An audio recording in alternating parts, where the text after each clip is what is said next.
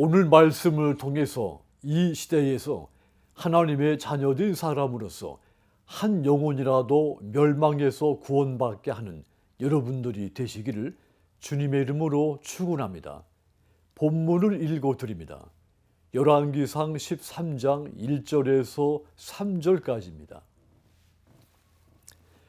보라, 그때에 하나님의 사람이 여호와의 말씀으로 말미암아 유다에서부터 베델에 이르니 마침 여로보암이 제단 곁에 서서 분향하는지라.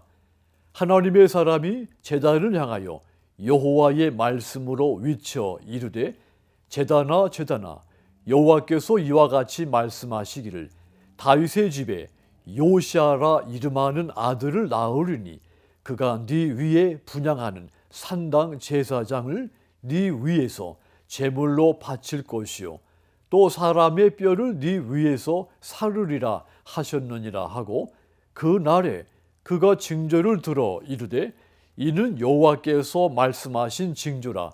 제단이 갈라지며 그 위에 있는 재가 쏟아지리라. 아멘.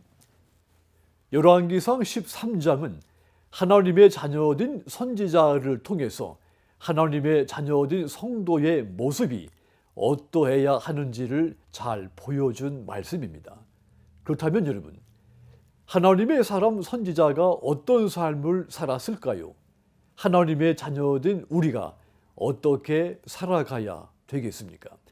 하나님의 자녀된 사람은 말씀에 순종하여 하나님의 심판과 구원의 복음을 전파하며 살아야 됩니다.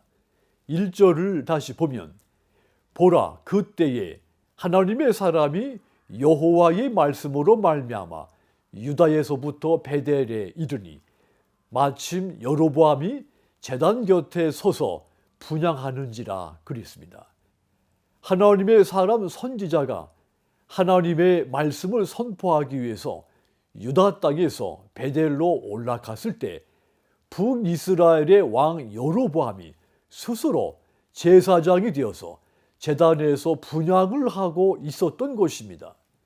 이 같은 상황은 북이스라엘에 하나님의 예언의 말씀을 선포할 사람이 없다는 뜻입니다. 하나님이 세우신 나라 북이스라엘이 하나님의 말씀을 전할 사람이 없는 이 참담한 상태에 빠져 있었다는 이야기입니다.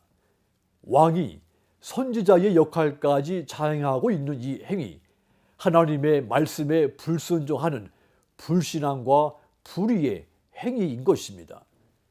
이런 현실을 볼 때 북이스라엘이 멸망을 향해 질주하고 있었다는 것을 알 수 있습니다. 왕이 우상을 숭배하고 정치와 종교를 막론하고 최고의 절대 권력자가 되려고 불신앙과 불의를 행하고 있지만 아무도 왕을 만류하는 사람이 없었습니다.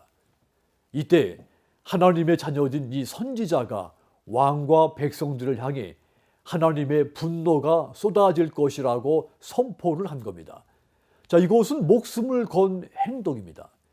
선지자라 하더라도 저주와 심판의 말을 선포하는 것은 그야말로 목숨을 걸고 해야 될 일이었기 때문입니다. 하나님의 자녀된 이 선지자가 목숨을 걸고 하나님의 심판과 구원의 소식을 북이스라엘의 왕과 백성들에게 선포를 한 겁니다. 신앙인은 하나님의 자녀된 이런 선지자의 모습을 통해서 순교를 당하더라도 하나님의 말씀에 순종하여 심판과 구원의 복음을 선포하며 살아야 된다는 것을 깨달아야 됩니다. 그러므로 여러분, 하나님의 자녀된 성도로서 세계 열방을 향해 하나님의 심판과 구원의 복음을 선포하며 사시기를 바랍니다. 하나님의 자녀된 여러분들을 통해 한 영혼이라도 구원받아서 하나님께 큰 기쁨이 되기를 주님의 이름으로 축원합니다.